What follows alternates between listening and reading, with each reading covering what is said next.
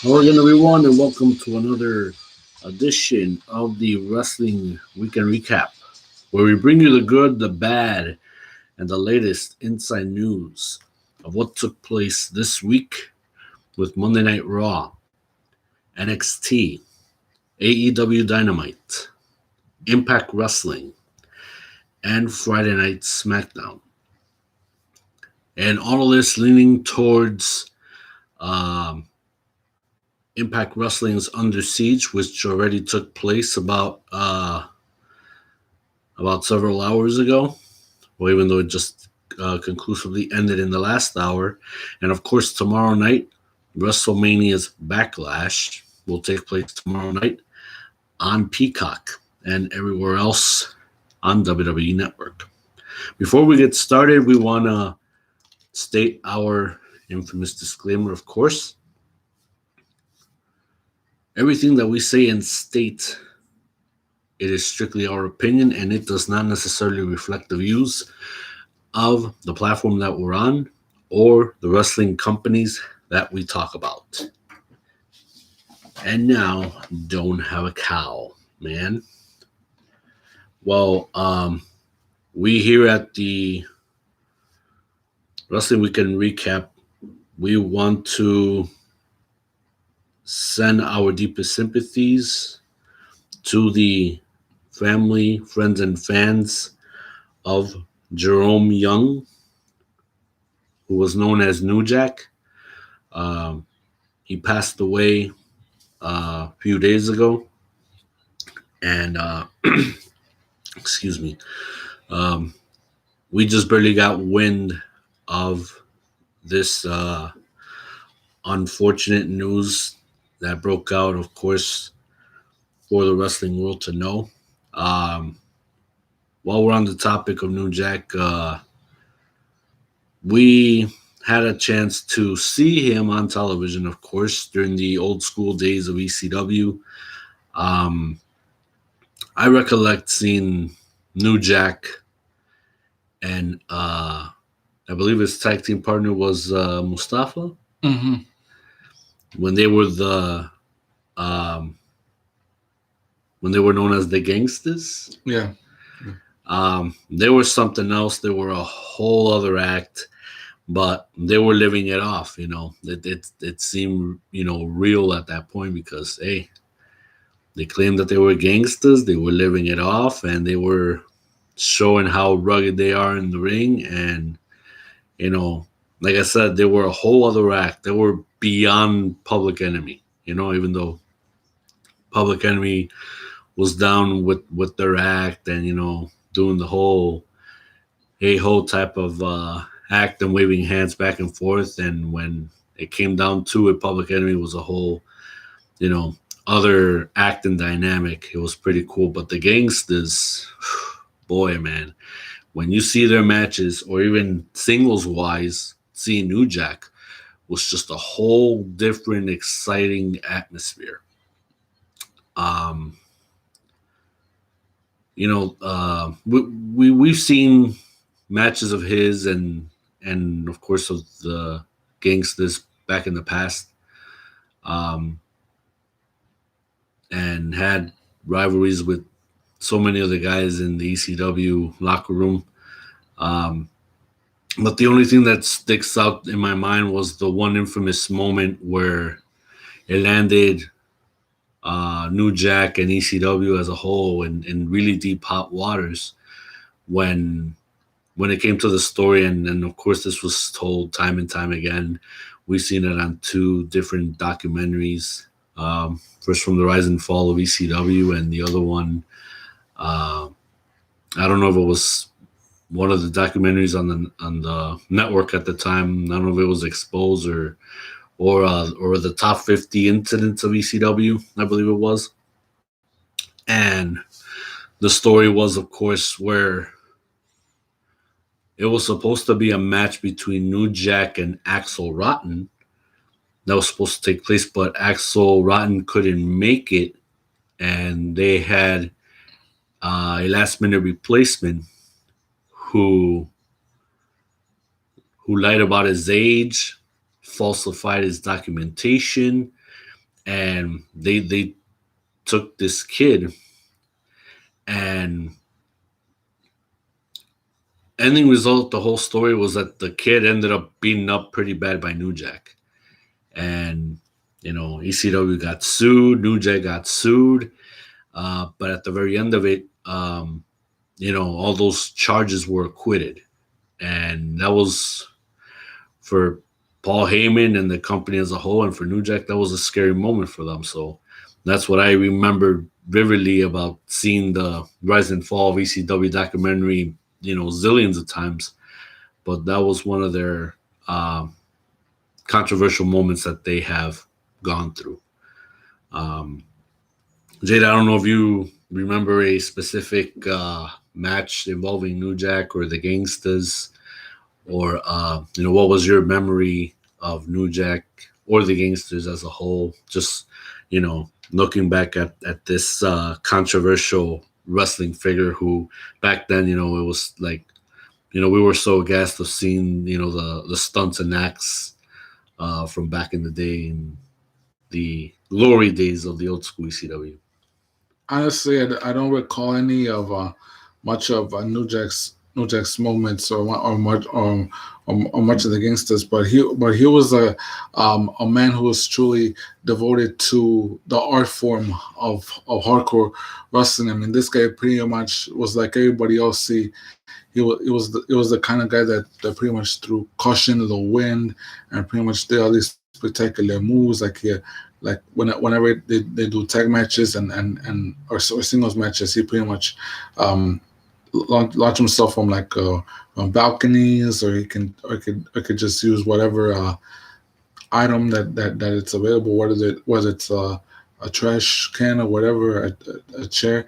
It was a guy who was truly committed to the craft and the art form of hardcore wrestling. New Jack was one of the pillars of ECW, and pretty much he continued his career once ECW ironically went under in the beginning of 2001. But for the record, that incident that you talked about was not New Jack with Axel Rotten. It was the Gangsters against D-Ron and Axel Rotten.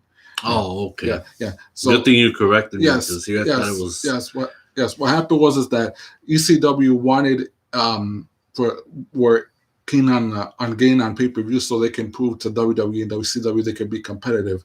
And Paul Heyman said that they reached out to another pay-per-view provider but couldn't, and that was when he got a phone call from Hugh Pinero, the head of the Request TV pay-per-view service at the time, and they said he okayed the move, knowing the fact that ECW was not like WWE and WCW. They were a little bit too risque, that they're real and they could be just gory. And then prior to the everything was going good until they had that house show, which is called the live event, and Revere, Massachusetts. Unfortunately, due to unexpected circumstances, Axel Ron couldn't make it to the event, and that was where they brought in this person who wrestled by the name of Mass Transit, and of course that was where everything unfolded, because he was never informed by Paul Heyman, whoever that is going to be gory, that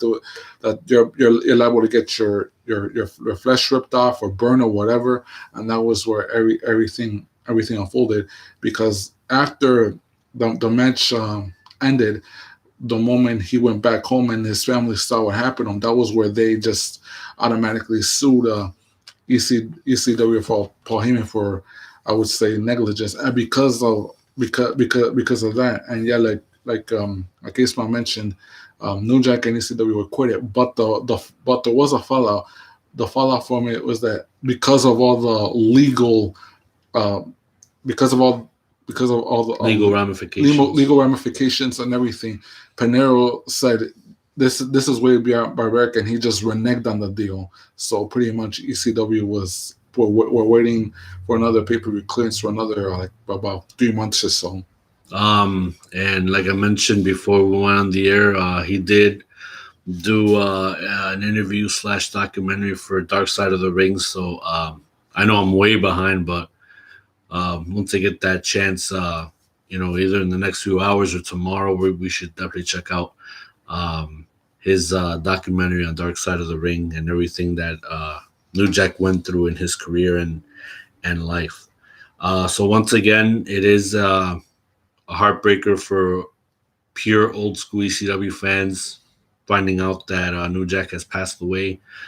Uh, may you rest in paradise, Mr. Jerome Young. And once again, we offer our deepest condolences to family and friends and fans of ECW originals and a true gangsta OG, New Jack. As we move along, like I mentioned at the top of the show, Under Siege, the pay-per-view for Impact Wrestling just took place hours ago, and we got we got the chance to check it out on Impact Plus, and we got the full results of what took place at Under Siege, and the results are as follows. And these are just quick results. For the rest of the story, of course, you can check out ImpactWrestling.com. And of course, it's as follows. We got to witness the match between Black Taurus from Decade, who took on Brian Myers. Of course, Brian Myers got the win over Black Taurus. Susan and Kimberly took on Tennille Dashwood and Taylor Wilde. Dashwood and Wilde won over Susan and Kimberly. The number one contendership for the Impact Tag Team titles between Ace Austin and Madman Fulton. They took on TJP and Petey Williams.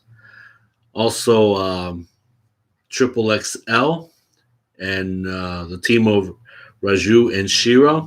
And the winners were Ace Austin and Madman Fulton, which means that next Thursday on Impact Wrestling, they're going to get their title shot against the current tag team champions, David Finlay and Juice Robinson, the team of Finjuice.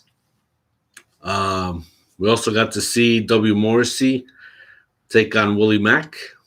W. Morrissey got the win, and that was a really tough battle. I mean, and it was a really good match, but W. Morrissey, for as aggressive as how he's been in the last number of weeks, he got the win over Willie Mack. The Knockouts tag titles were on the line. Fire and Flavor got the rematch as they faced Jordan Grace and the daughter of the WWE Hall of Famer, Paul Ellering. Rachel Ellering. And Kiera Hogan and Tasha Steelz. They got their titles back tonight. And boy, were they on point when they said that they were going to become a two-time Knockouts Tag Team Champions. The X Division title was on the line as the new and current champion, Josh Alexander, took on Bullet Club's Phantasmo. My goodness. This match was just something else. Phantasmo, of course, himself oozing of arrogance, but damn it, he thought he had it. He thought he had the upper hand, and that was not the case. Josh Alexander was so radar focused. He was on point, and he made Phantasmo tap out. Josh Alexander still the X Division champion. The Knockouts title was on the line as the number one contender, Havoc, and former Knockouts champion herself took on the current champ, the virtuoso Deonna Purrazzo. Of course, Susan and Kimberly were there, and they interfered in the beginning of the match, but Deonna Purrazzo had the upper hand throughout the entire match, and the virtuosa still retained her Knockouts championship. The trios match with Finjuice, the Impact Tag Team Champions, and Eddie Edwards as they took on the Elite of the Good Brothers and the Triple heavyweight champion, Mr. Belt Collector, if you will, Kenny Omega. Here I thought the Elite was going to have another win under their belt, and it was not the case. To our surprise, Spin Juice and Eddie Edwards got the win over the Elite tonight, man. That match was a lot of pacing back and forth and some really hit to bones action that we witnessed. It was one heck of a match. That was something else. And finally, the main event was the 6-way number one contendership match that featured Chris Sabin. Chris Sabin, Chris Bay, Sami Callihan, Matt Cardona, Trey Miguel, and Moose. All of these 6 guys have something to prove. Who really wants to be the number one contender to face Kenny Omega for the Impact Championship? And like how he stated, since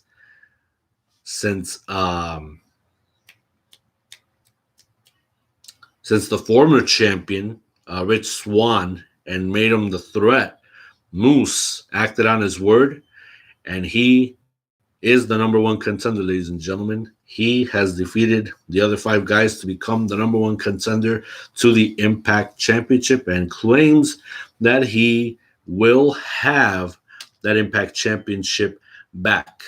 I know I already jumped the gun, but I still have the latest audio clip of that match, if we can take a listen to here. And let's see.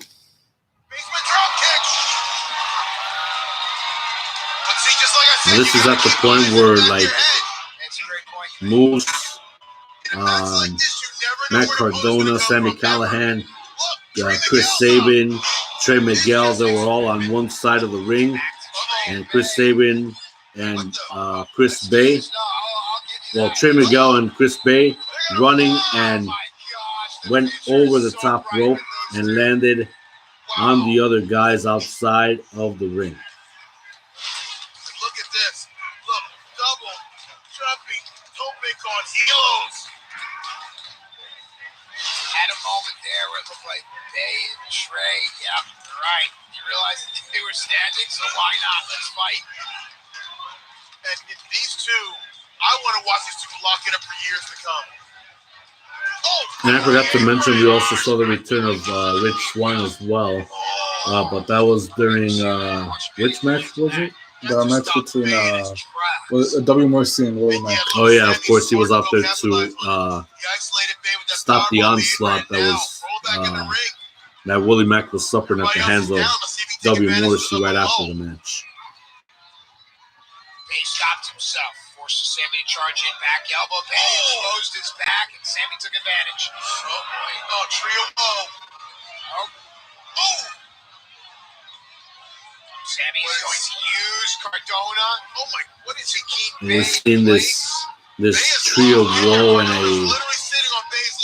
a high vertical suplex kind of combination. Well, like a German suplex. A German vertical suplex combination right here with Chris Bay stationed. Nice! What core strength that takes there? Chris Bay with the elevated drop kick. Coast to coast. Man, they had a moment of flash there. Miguel says that Chris Bay just coming back from injury in the last few weeks. Gosh, what I mean. You're in a very precarious position there, and everyone unloaded on Bay. Swim through. Trey Miguel has Chris Sabin. Nice. Nice. And if he can get that arm over the leg, it's a nice dragon sleeper there. You can see Trey was trying to reach for that arm. Moose doesn't care what it is. No.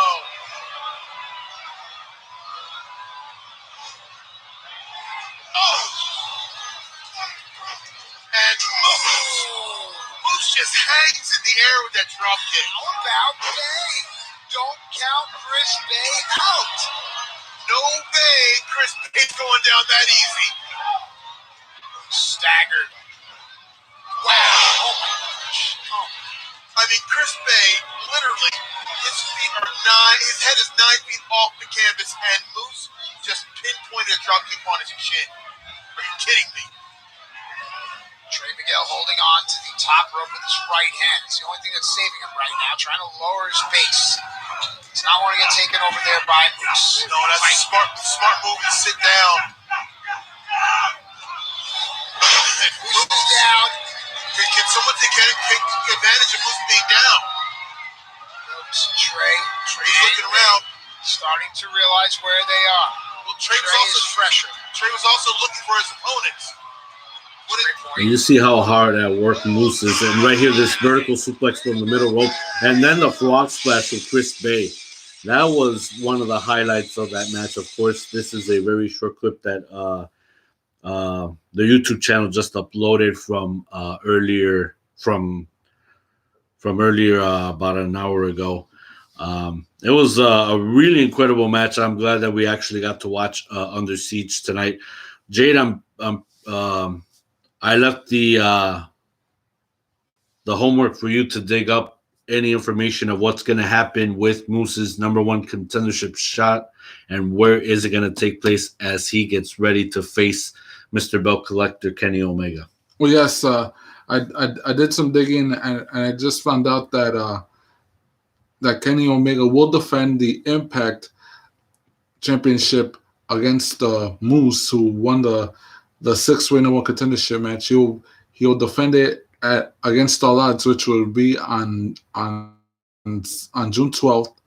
So that's pretty much that match is pretty much been set. But and I just want to point out that now that we know that Moose is going to be gunning for the Impact title, and knowing full well that once again All Eyes is going to be on Kenny, because other than against All Odds, Kenny has another concern because after tonight he has to prepare himself for another couple of weeks for another pay-per-view and another title match possibly, and that event is going to be called AEW Double or Nothing. And since it was mentioned that since it's going to be possibly the full capacity at Daly's place. And I just want to ask this question because I put this on my Twitter, but nevertheless, this begs the question: will Moose be in person at Double or Nothing, scaring his opponent? Yeah, that's gonna be an interesting fact to see where now the dynamic will be as far as Moose being one of Kenny Omega's opponents in the upcoming future. When that Impact Championship gets defended real soon, and as well as for the AEW pay-per-view Double or Nothing, we understand that now he put himself in hot waters and he's going to have two contenders to deal with, because we could have found out if he wouldn't have interfered or if the Elite didn't interfere, that he would have to put his AEW title on the line against one person instead of two. But that was a very, very selfish act that he did, and now he's paying the price for it, and he's going to have to defend his championship against two contenders. And we will get into that in just a bit. So coming up, we're going to review everything that has to do with tomorrow night's WrestleMania Backlash at the end of the show. And right now we are going to review NXT in just a bit.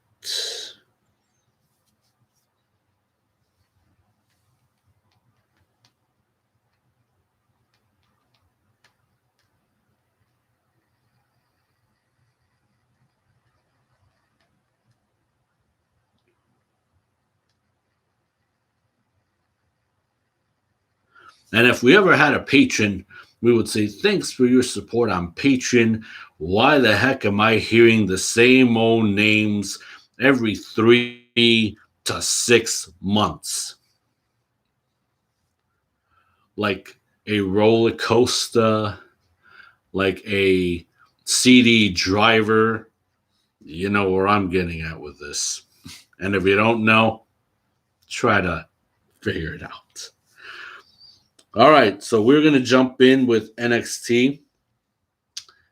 And it was a very, very, it was a really good show, actually. And I'm kind of surprised this week because from what I read, the statistics of the 18 to 49 demographic, NXT actually gained up a little bit, and I don't have the specific numbers, but AEW was actually coming down just a bit. And after the week that they just had the previous week with Blood and Guts, and Blood and Guts obviously was a mixture of good and bad. But there was at the end criticism for it, and I don't know why. I mean, I thought it was a good show. I mean, there were spots that obviously were predicted in happening, and while there were while there were individuals that obviously are injured and whatnot, but nonetheless, Blood and Guts was something else. And here I thought that this week for Dynamite, it was going to be another superb episode. But nonetheless, we are going to jump into NXT right now.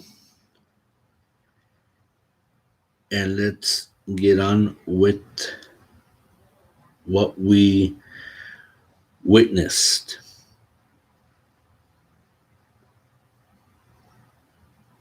So, of course, we witnessed Karrion Kross go up against Austin Theory to begin the show.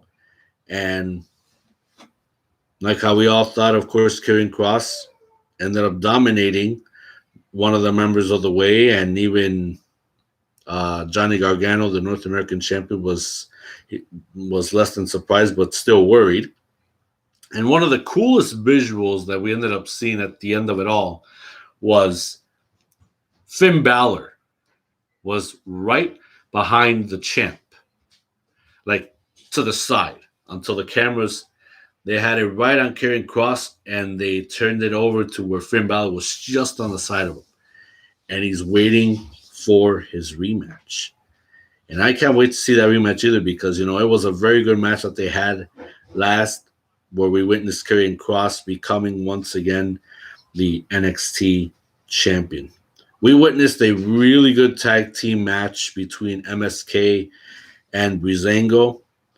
It was a non-title, of course, but MSK always proving once again, each and every single time, night in, night out, why they are the deserved tag team champions. And they took on with one of the best tag teams ever formed, Breezango. Also, we witnessed Leon Ruff taking on the Bruiserweight Pete Dunne.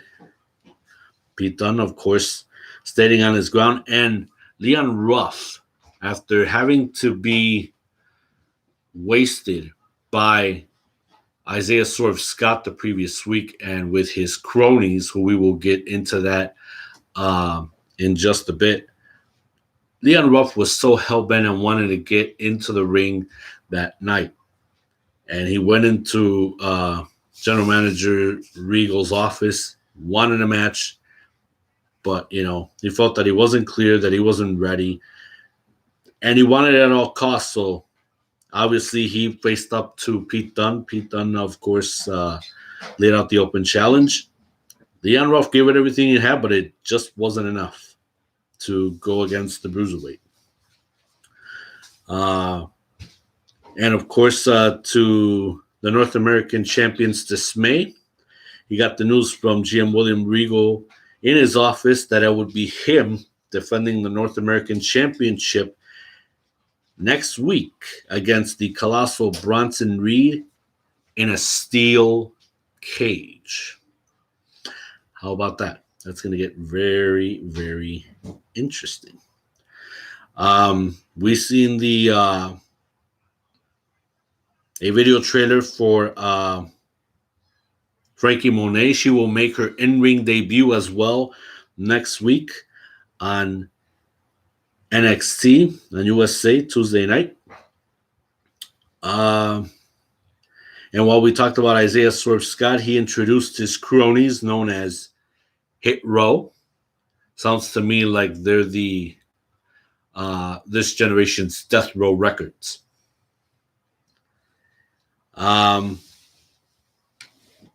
Okay, so it's like we've seen an introduction. Now, are these guys wrestlers or are these guys just the backbone so that Isaiah Swerve Scott has people to lean on because he don't trust anybody in the locker room. He don't trust anybody in NXT in general. So he's got obviously his band of cronies to fall back on that can help him do his dirty deeds, if you know what I mean.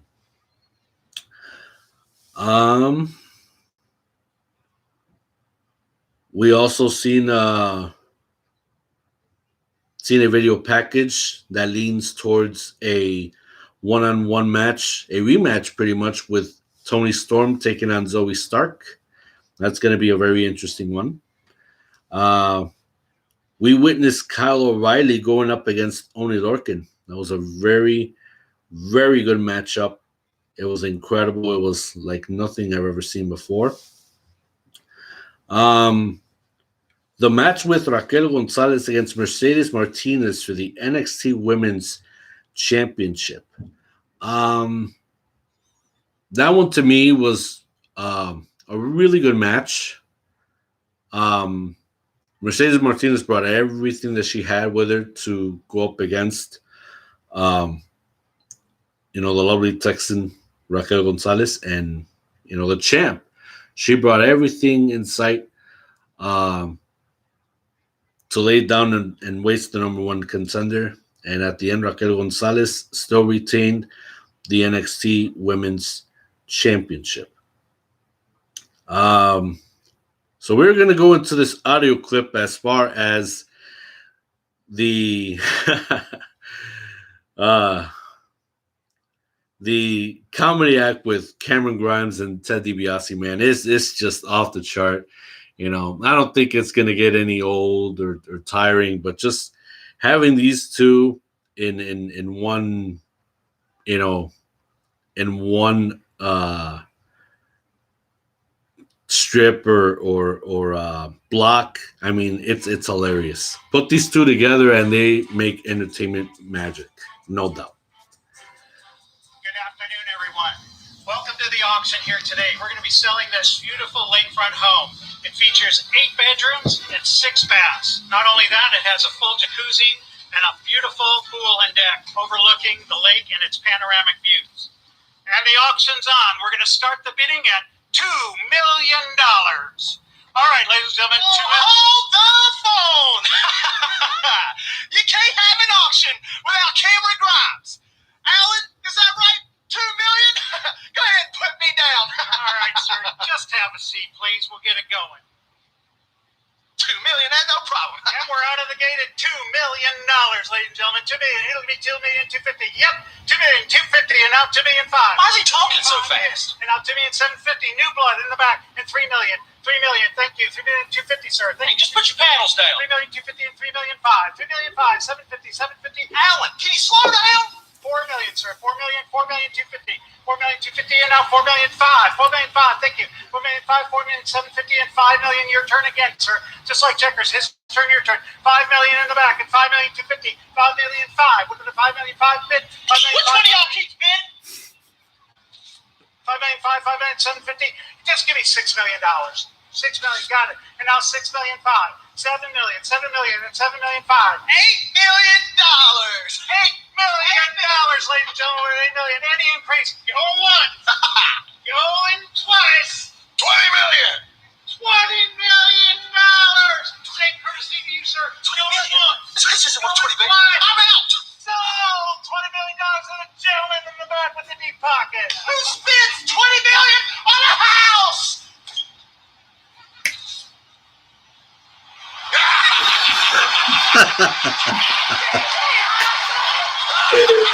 You're ruining my life, man. I'm paying it off. Get away from me. Let's go. Son, I've said it once. I've said it a million times. Everybody's got a price for the $1 million man. And you, my friend, are no $1 million man.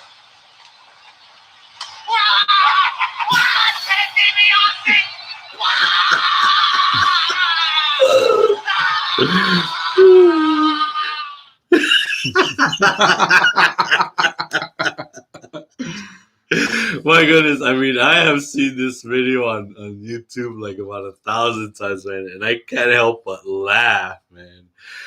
These two are so good together. I don't know whose idea this was, but damn it, it's entertaining. It's magical, and it's like each and every time that Cameron Grimes wants to, outdo himself, he gets outdoed by the $1 Million Man, Ted DiBiase. And Ted DiBiase says it best, everybody's got a price for the $1 Million Man.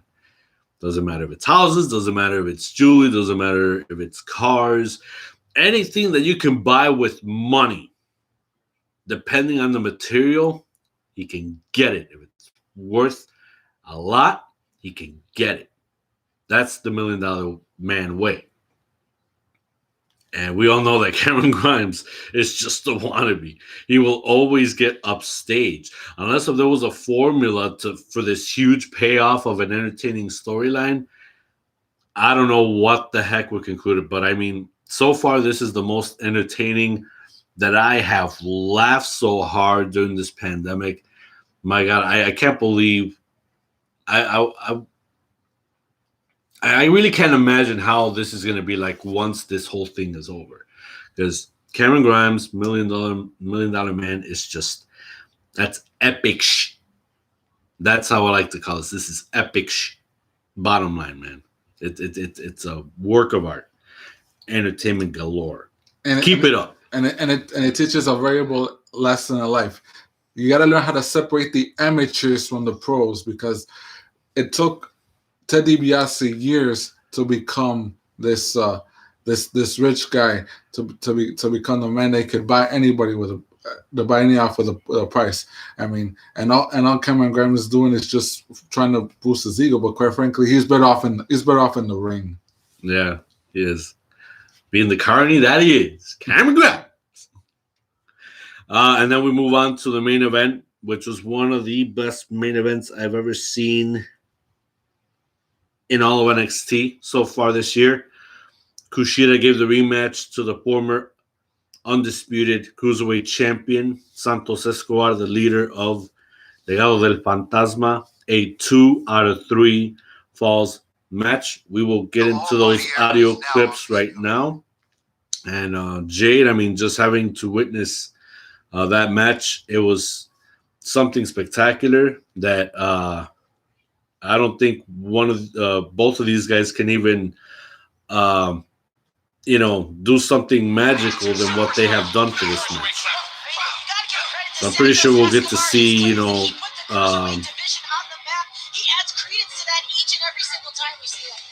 3 falls and who ended up winning those, and who ended up winning the match at the very end.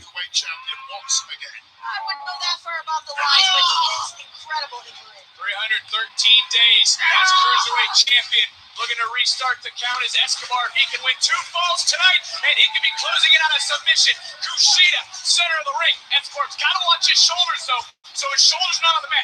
Great positioning by the official. Kushida not able to move. Kushida's got a counter. Beautiful Mexican surfboard there from the former champ Escobar. Perhaps the first fall coming his way very soon. See Escobar shifting his way, but continuing to lay on the pressure, the leverage as he pulls back on that chin of Kushida. Again, another submission here in the center, and right now Escobar just going right to work, continuing to wear down the champion. Really has been plain sailing so far for the Mexican Escobar. Really impressive start here, just really dominating. The cover, Kushida has to kick out. High above the ring, champion and challenger to the man.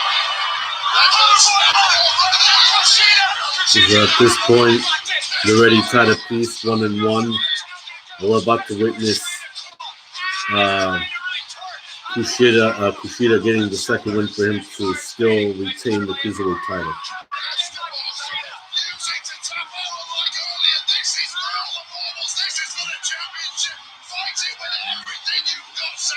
Escobar fighting, sees the bottom rope, crawling, scratching, reaching out, fingertips, and got it.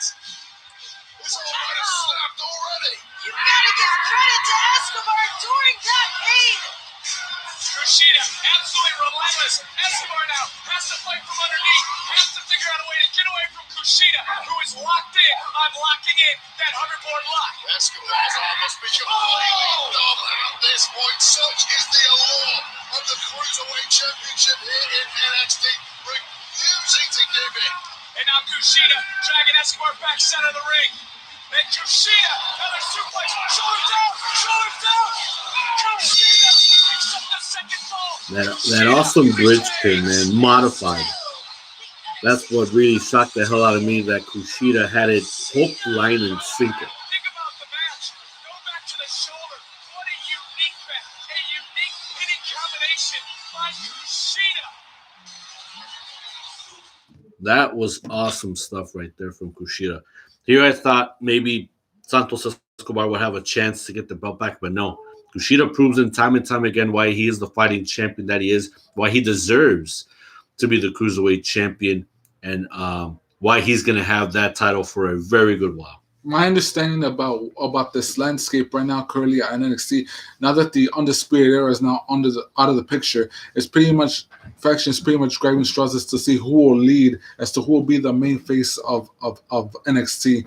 And right now, from what we saw last Tuesday, Santos Escobar is pretty much saying it's pretty much us who should be the main group on NXT. He pretty much tried to will himself to regain the Cruiserweight title. He pretty much tried to motivate Joaquin Wild and Raul Mendoza to take the tag titles from MSK, but clearly it's not going their way as from what we saw last Tuesday, because Kushida gave it everything he can to retain the belt, and with a little help from MSK, who were at Kushida's side, to make sure that the field was even up, but pretty much these issues, the bad blood between Kushida and MSK towards the Legado del Fantasma is pretty much rough from over, but we'll see where things will culminate starting next Tuesday. And speaking of next Tuesday, ladies and gentlemen, NXT on USA, 8 p.m. Eastern, 7 o'clock Central. Of course, the two matches that are on the card, we will see the rematch between Zoe Stark going up against Toni Storm, plus a steel cage match. The Colossal, Bronson Reed, the number one contender, will face against Johnny Gargano for the NXT North American Championship. Do not miss it. 8 p.m. Eastern, 7 Central, Tuesday night on USA. We move on to AEW Dynamite. Of course, off the heels of Blood and Guts, we got to witness a lot of things. We've seen the return of Cody Rhodes. Of course, he gave a pretty good heartfelt American promo, as you can say. And he pretty much challenged Anthony Ogogo. And, of course, we will find out when that fight between the two of them will take place. We've seen Thunder Rosa in action as well. Still dominant. We've seen also a interview with JR, interviewing the baddest on the block, which is none other than Dr. Britt Baker, DMD, who I still believe needs a dental assistant. Also, of course, the Pinnacle taking their rightful spot as the top group in all of AEW. And how the Inner Circle is not dead. They're still alive. They may be hurt, but they're still not dead. And speaking of the Inner Circle, we understand that, of course, Chris Jericho took a very nasty fall, and we got to see that arm brace that he's wearing, that arm cast. Turns out that he's going to be out of action from 4 to possibly 6 weeks. And yet they made a challenge to the Pinnacle for what type of match, Jade? Well, Stadium Stampede. Which could take place maybe at Double or Nothing. Mm-hmm. So we hope Chris Jericho, we pray that Chris Jericho, we wish him all on a speedy recovery, and hopefully he'll be healed up in time for that special match. And hopefully it takes place coming up for AEW's Double or Nothing pay-per-view. And on top of that, we witnessed a little bit of a comedy act, pretty much a nostalgia factor, with Austin and the beer truck on the corporation, with Kurt Angle doing the milk truck on the Alliance. This is kind of like shades of that. The Inner Circle was squirting, I guess, the bubbly on the pineapple. It's the Pinnacle. The Pinnacle.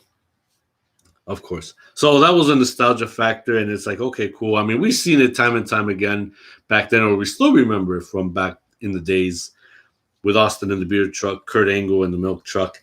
Now it's the Inner Circle with the bubbly. So it was cool, nostalgia factor. Yeah, I mean, it was hilarious because the whole Pinnacle got squirted with champagne. And, yeah, it was a riot as well. Of course, we witnessed the match between Pac against Orange Cassidy. But guess who came in and ruined the whole damn thing? Mr. Belt Collector. And the consequences is that now he gets to face both of them for the AEW Championship. It will be a 3-way dance, ladies and gentlemen. Oh, Mr. Belt Collector, how it sucks to be you right now. He has to contend with Moose for the Impact Championship. He has to contend with Cassidy and Pac for the AEW title. And he still hasn't answered to Andrade yet for the AAA Mega title. That will take place in an event soon. I forgot what's that event up in Mexico. But, geez, Mr. Omega, Mr. Belt Collector, is going to be a very, very busy man. That's for sure. One of the audio clips that we're going to get into, I really never thought that they would actually book this as the very first match, but lately AEW has been on a roll of booking really good matches to start out the show. And they booked the IWGP United States Championship match first.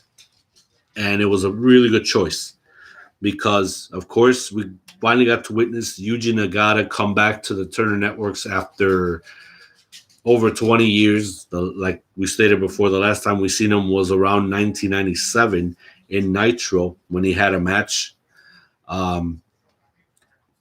Last Wednesday, he faced Jon Moxley for the U.S. title, and it was an incredible match. Major respect to both men. They brought a New Japan style matchup to AEW, and like I said, we're going to get into that audio clip right now. Jade, I believe that match was one of the classics for all times, and we're going to get into that clip right now and revisit some of those highlights. Oh, look at this! Oh, the Exploder, Avalanche Exploder from the top. Nagata's got a chance. He's got the chance here. It was a really good match. And Moxley, A very good match. giving Nagata the salute, but Nagata covers. No, Moxley kicks out. I like the fact that Nagata looked at Moxley. Moxley popped him the birds, and he just kept right on after him. Didn't stop.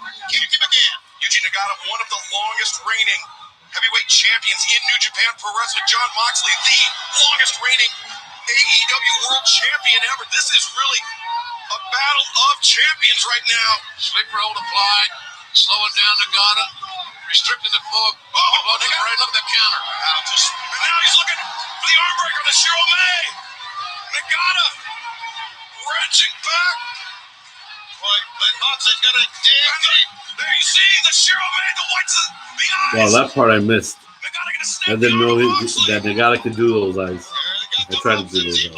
He He does the Undertaker eyes. Bottom rope, the salvation for Jon Moxley here in this match. I try. I don't know if they came out. Yuji Nagata, 53 years of age. He says he wants to wrestle until he's 70 years old. He is looking in top form here tonight. And like I stated right there, he wants to wrestle until he's 70. Who in the heck wrestles until they're 70? Ooh.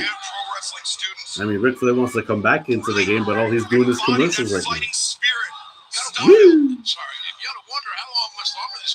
But if Nagata still stays in shape, then it's a possibility. And maybe New Japan will allow it. Maybe, but I kind of doubt it. Rolled up that left shoulder, and Moxley looking for the bulldog choke. Boy, Moxley's opened up, I think, around his eye or his nose, something here. What's not slow him down one eye? Oh, no, sir, man. Keep on fighting. And now Moxley changing grip, trying to put out the submission expert Nagata, but Nagata trying to inhibit the grip, inhibit the arm of Jon Moxley. Outstanding wrestling match. Strikes, kicks, submissions. You're seeing it all here, ladies and gentlemen. This is tremendous. What a way to open our program. Those driving knee strikes to the face of Nagata. Butterfly said, oh! The paradigm shift! Cover! 2, 3! Man, what a battle.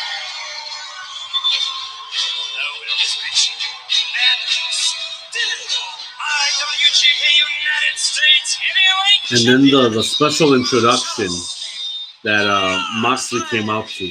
Do you know who sings the theme? The song is Welcome by the Tribes.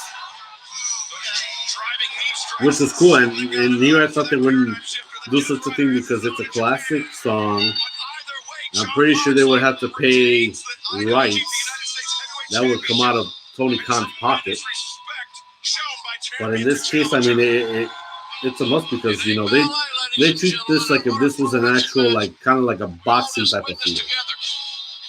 And you got these two pros that were ready to put on the show. And look at the end of it, of this. Respect.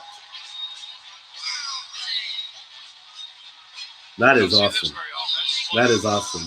Respect between Jon Moxley for Yuji Nagata. Look at this.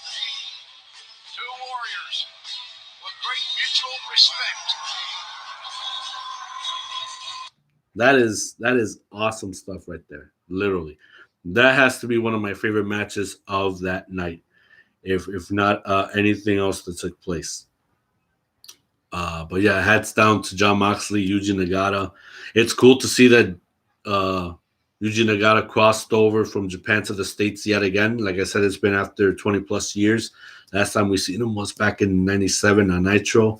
Now he had a match with somebody, I forgot who. That was around, I think, November, December maybe. And that was the very last time that we seen him in the United States from New Japan. So him having the match with Moxley, that will go down in history as one of the favorite matches of mine of all time. Other things that have taken place, we got to see the brashing, arrogant, old school Young Bucks taking on SCU.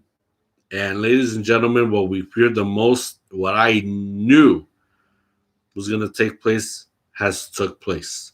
SCU is no more. Christopher Daniels, the Fallen Angel, Frankie Kazarian, now they go their separate ways. I don't know if they're still going to continue with their careers.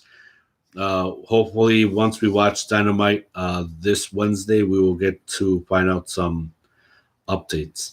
And to close out the show, Darby Allin against Miro for the TNT title. Damn it. The former TNT champion, Darby Allin, he gave it everything, and I mean everything that he had. And he stuck to his guns until the game over was applied. He did not tap out, but the ref had no choice to make the call and award the All Elite Wrestling Turner Network television title to Miro. Now Miro has a championship in All Elite Wrestling. And of course, the cowards of Scorpio Sky and Ethan Page took out the Stinger out yet again. So we can't wait to see what happens next week on AEW Dynamite with with the fallout of everything that has taken place by then. Wednesday, 8 p.m. Eastern, 7 Central, only on TNT. Ladies and gentlemen, now we move on to the card of tomorrow night's WrestleMania Backlash. We will begin talking about the triple threat match for the WWE Championship. Drew McIntyre versus Braun Strowman versus the almighty champion himself, Bobby Lashley. Now, of course, Jay, we witnessed McIntyre not out of the picture yet. He wants back what was once his, the WWE Championship.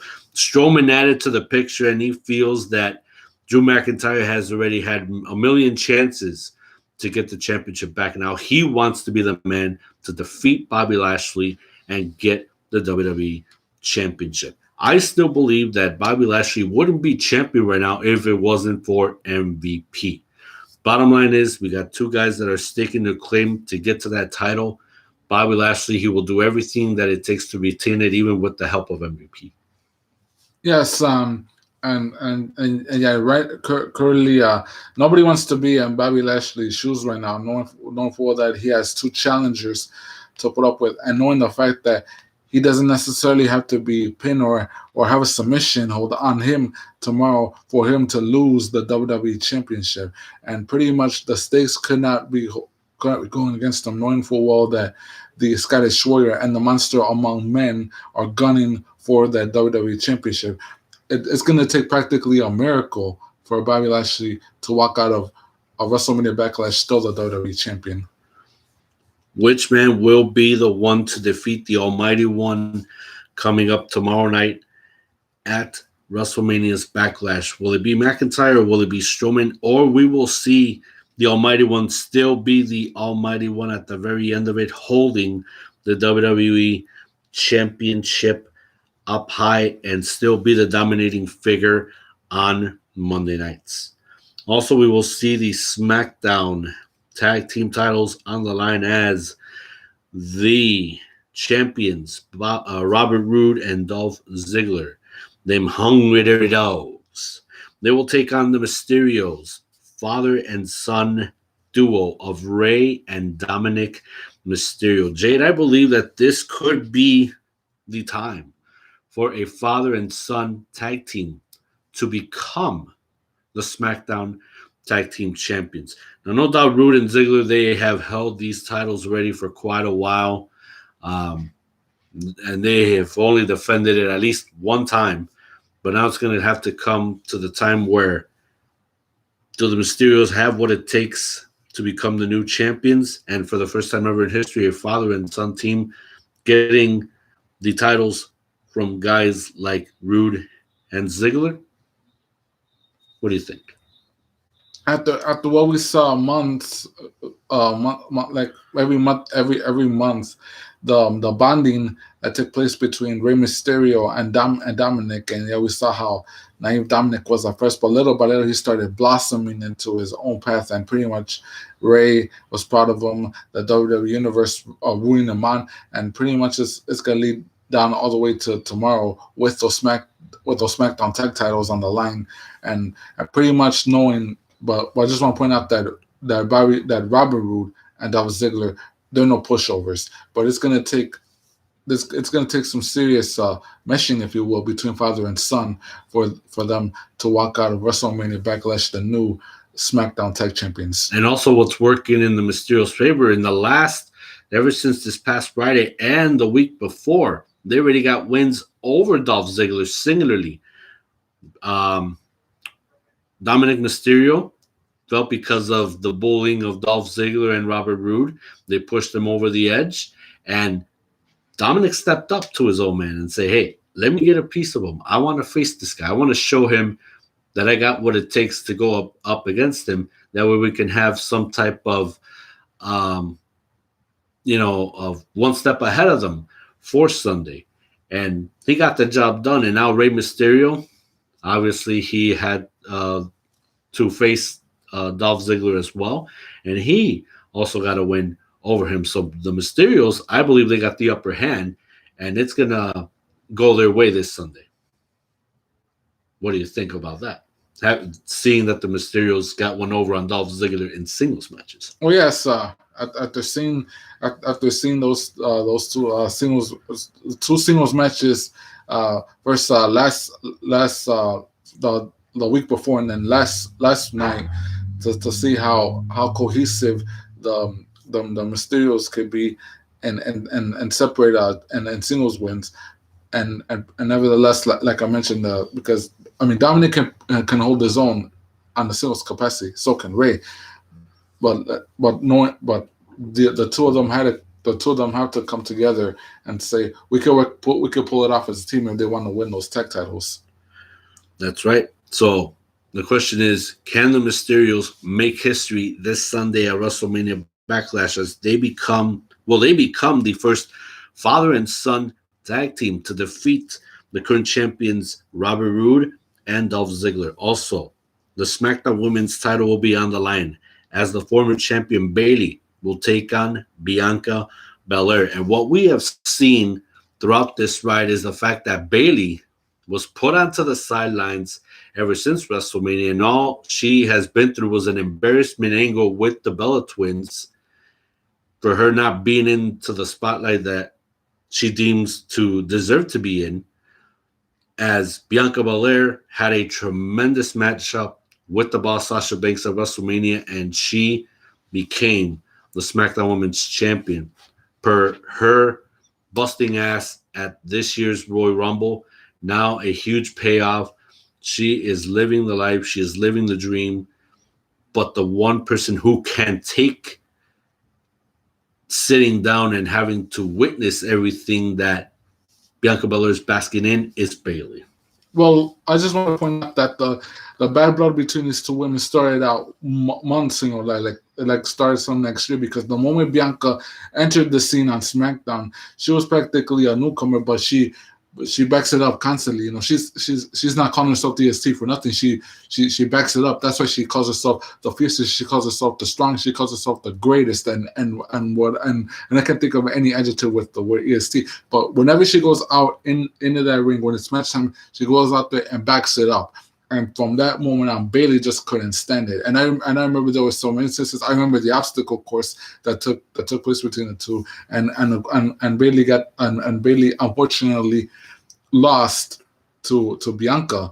So therefore, from then on to the present, now with the SmackDown Women's title on the line, pretty much, yeah, it's pretty it's demoralizing for Bayley to take a back seat, if we will, to someone like Bianca. But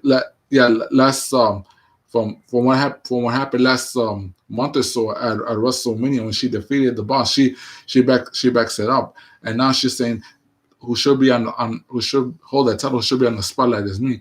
But no matter how hard Bayley tries to bellyache, no matter how many times she bellyachs, no matter how many times she complains, it's practically not going to be doable, because there has to be a suitable challenger for Bianca. I mean, to say that Bayley can do it, and practically Bianca's ride as champion cannot end that quick. I mean, no matter how many times Bayley can try to discredit her, she's not going to be able to accomplish it. Now the thing of it is, can Bayley dethrone the current champion, Bianca Belair, and get back to reality for her being, and try once again to be, the longest reigning SmackDown Women's Champion? Only we will witness that tomorrow night on WrestleMania's Backlash. Also, the Raw Women's title will be on the line, a triple threat involving Asuka, Charlotte Flair, the Queen, and the current champion, Rhea Ripley. Now, obviously, everything what we just witnessed all the way up to this point is Charlotte was ixnayed from the picture at WrestleMania. She wasn't a part of the card. And we got to see Rhea Ripley's debut up ahead even just a week before WrestleMania. And she is the one challenging Asuka for the Raw Women's title. So, of course, a little bit after, the Queen comes back disgusted and she shows a new side of herself. unapologetic. But now she feels that with a little power on her side, that this could go her way yet again and be the dominant figure in the women's division on Raw with Sonya Deville in her back pocket. One thing I want to attest to is that pretty much the majority of the roster of the women, they're getting sick and tired of Charlotte Flair. I mean, yeah, you cannot discount her, like what I mentioned time and time again, you cannot discount her accomplishments, you cannot discount her accolades, but it's like the more Charlotte Flair is constantly in the forefront, constantly in the driver's seat, the more it's gonna evoke that it's gonna evoke that well, I guess I would call it professional jealousy, and I just want to point out that the moment she entered under the Raw scene, fresh from NXT, Rhea Ripley, she just goes up there and backs it up more and more. And yes, she gave it the match between her and Asuka at WrestleMania. They gave it their all, and that's pretty much what it's leaning to. Now all of a sudden we see Charlotte Flair back. She pretty much acts like she's got Sonya Deville in her pocket, saying, I can manipulate the system to my favor so she can possibly regain the Raw Women's title tomorrow at WrestleMania Backlash.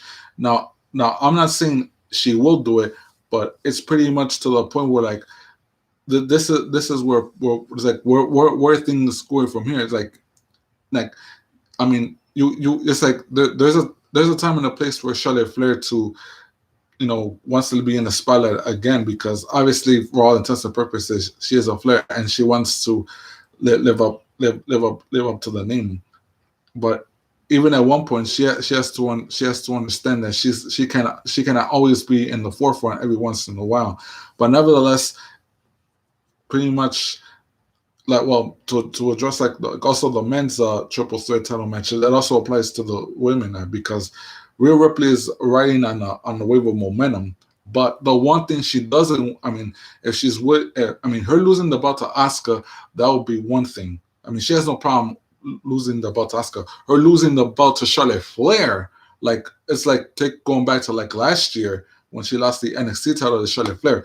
Her losing the belt to Charlotte Flair is like really. I had to put up with the likes of this spoiled brat.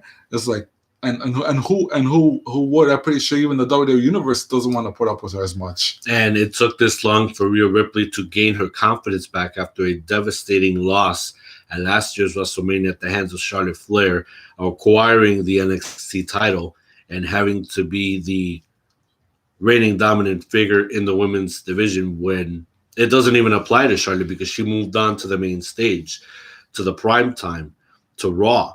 So why is it that, she would have to fill in that spot yet again when it should belong to Rhea Ripley or anybody in the NXT women's division roster? So if this would have been a one-on-one between Rhea Ripley and Charlotte, she would literally prove herself this, like, hey, what happened to me last year, it's not going to happen again.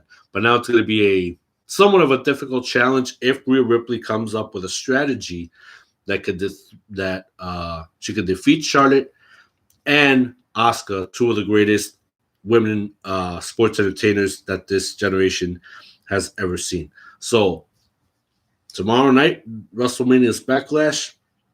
Will we see Rhea Ripley retaining the title, or is this going to work to the advantage of Charlotte Flair? Or can Asuka, without even thinking about it, could she have a new strategy of, above and beyond board of her acquiring the Raw Women's title again? And also with this whole power trip going on between Sonya Deville and Adam Pearce, this is only going to burn Adam Pearce even further as Sonya Deville is trying to acquire a power that she has no knowledge of control, even though she deems she has it under control, but it could slip out of her fingers at any moment. So we got to have that in mind as well. Other things to point out before we talk about the main event of WrestleMania Backlash. This past Friday on SmackDown, we heard that Apollo Crews will defend his Intercontinental Championship. We don't know when that's going to happen, if it's going to happen tomorrow night for the kickoff show, or will it be added last minute onto WrestleMania Backlash? But supposedly it would be a fatal 4-way. Let me see if I remember correctly. It would be Apollo Crews, Sami Zayn, Kevin Owens, and who am I missing? Big E. And Big E. See, and there I go again. I don't know why the hell I got to be missing Big E. And I want to shoot myself on the foot for last week for forgetting his name because he was a part of that 10-man tag. And he was the headliner of that 10-man tag team, being the lead of his 4 other guys. And here I am forgetting his name. Ugh. It just, I really want to. Bottom line is those 4 men, a fatal 4-way. When is that going to happen? We don't know. We got to stay tuned to when that match is going to be added or if it's going to happen for next Friday's SmackDown maybe. So we got to wait to see. Also, Tamina and Natalya, they finally won the WWE Women's Tag Team titles as well. So, that should, like I said it before, that should have been something that should have happened a long time ago, and it happened now. So now the question is, will we see them have a run for starters, a really good, decent run, or at least a short run to a certain amount of time until we find the next champions that could acquire those titles. Ladies and gentlemen, now to the nitty-gritty, the main event of tomorrow night. The Universal title will be on the line. Cesaro gets his opportunity to face the head of the table, the tribal chief, Roman Reigns. And so far, the storyline has been cooking with gas, and it's still going on hard and strong. We're going to get into the audio clippings of the entire story as it unfolded last night on SmackDown. It was one heck of a ride, and seeing the return of Jimmy Uso from last week, and now it just builds up even more. It gets more interesting by the moment.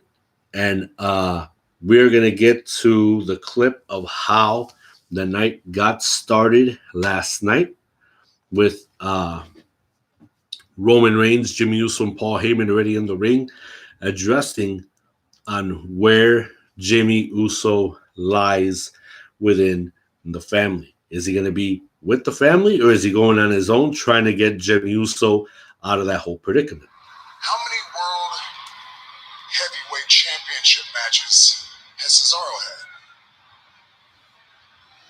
0. And rightfully so. Exactly. Took it right out of my mouth.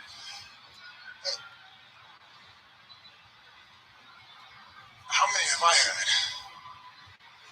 My people are good with numbers, and that number is 13-9. Paul Heyman is a masterpiece. Yep. It's an absolute masterpiece. Moving on. Let's talk about my cousin, your brother Jimmy Uso. It was simple.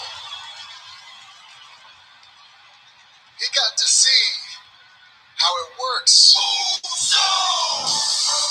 again, a lot like last week, Matt, Jimmy Uso not allowing Roman Reigns to finish his thought as Jimmy Uso once again interrupts the head of the table as he enters the Thunderdome.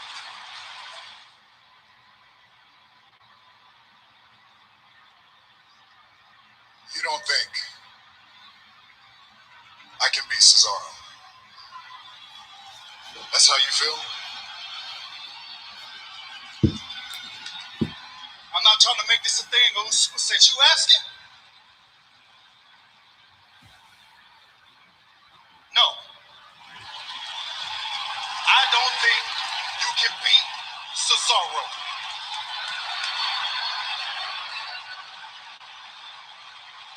Well, let me guess, you can, right? You can do it. You can do what I do. You can fill my shoes. No. But together, me and Jay can. Yeah. Check this out. What if we're going to tag team championships, Oos, and you lost your Universal Championship, Oos? Don't that make us head of the table? I mean, technically, we the tribal chiefs, right, dog? That's not how it works. That's not who you are. That's not your part. That's not your position. Understand this. I am who I am, and you are who you are. I'm the head of the table. I'm the tribal chief. I am the Universal Champion. 5-time WrestleMania main event. I'm the one that puts the food on the table. I'm the one that carries the burden of this company. I am the face of this company, a responsibility that you could never handle.